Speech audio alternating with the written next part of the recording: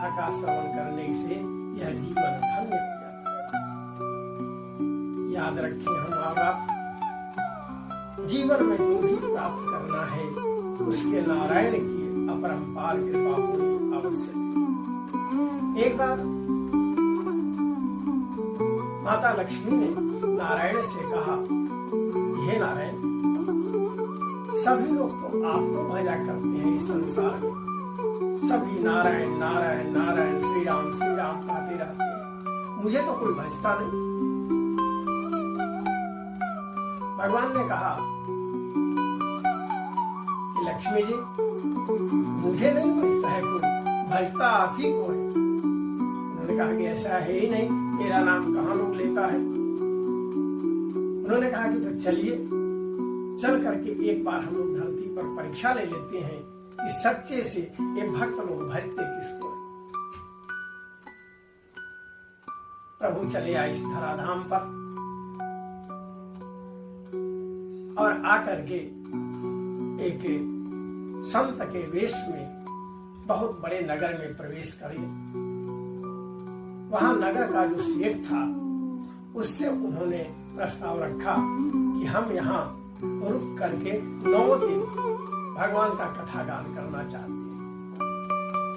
सेठ धार्मिक प्रवृत्ति का था।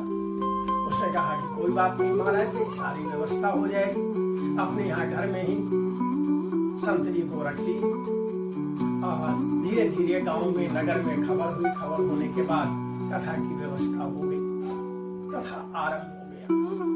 बहुत ही सुंदर कथा का गान संत जी महाराज कर रहे थे। लोग पहुंचते जा रहे थे, कथा सुन रहे थे, भीड़ बढ़ती जा रही थी। उसी क्रम में माता लक्ष्मी एक बूढ़ी का रूप धारण करके एक घर के दरवाजे पर पहुंची।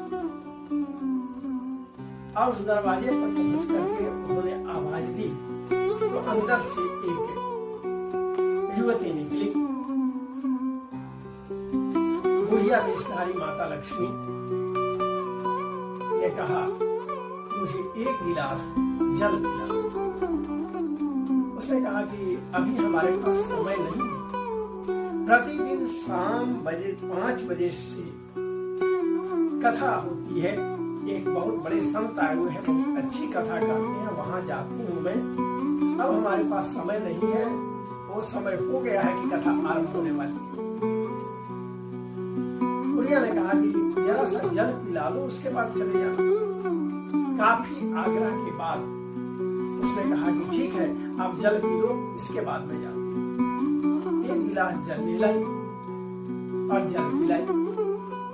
सज्जनों, जल पीने के बाद माता की कृपा, जैसे ही वह स्टील का गिलास उसको देती है, वह सोने का गिलास हो जाता है।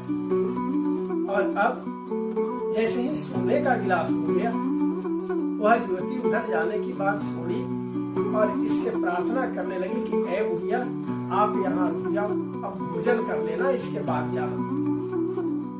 उसके मन में यह विचार आने लगा कि अगर जल पीने से स्टील का गिलास सोना में परिवर्तित हो गया तो भोजन करेगी तो हमारे यहाँ का स्टील की थाली है, स्टील की कटोरी है, स्टील का लोटा है, सब सोना में बदल जाएगा। और यह क्रम प्रतिदिन चलने लगा। कभी दूसरे के घर में, कभी दूसरे के घर में वो बूढ़ी जाती और यही काम होता। जहाँ कथा चलती थी, अब वहां कथा से ज्यादा इन्हीं विचारों पर चर्चा होने लगी कि गांव में एक बुढ़िया आई हुई है और जिसके यहाँ जाती है, जो भी बर्तन उसे मिलता है खाने पीने के लिए, वो सोना का हो जाता है। सभी लोग ध्यान देना उधर आरंभ की। धीरे धीरे यहाँ जो कथा में लोग आते थे, वहां भीड़ कमने लगी। और जब भीड़ कमने लगी तो संत जी महाराज को मन में यह संदेह हुआ कि लगता है कि लक्ष्मी जी इस धराधाम पर आ चुकी है।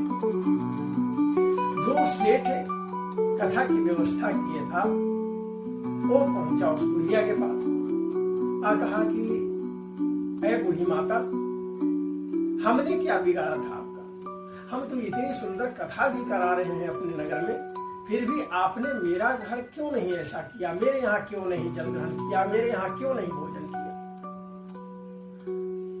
बुढ़िया ने कहा कि मैं तो कभी तुम्हारे घर में आ जाती, लेकिन तब तक नहीं आ सकती हूं जब तक वो संत तुम्हारे यहाँ रहेगा, जब तक उसका वर्चस्व रहेगा, उसका दबदबा रहेगा, तब तक तो मैं तुम्हारे पास नहीं आ सकती हूँ। सेठ ने कहा कि तो घबराने की क्या बात है, मैं इसका भी उपाय कर देता हूँ।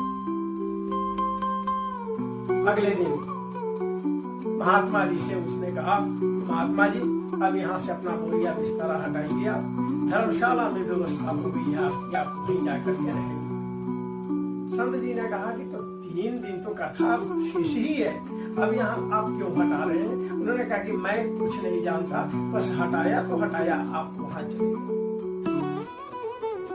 से बोलिए सियावर रामचंद्र की जय। आदरणीय श्रद्धालुओं, यह माया है। जब तक माया हमारे पीछे लगी रहती है, जब तक मोह हमको ग्रस्त किए रहता है, तब तक जीवन का कोई सही मार्ग दिखाई नहीं पड़ता।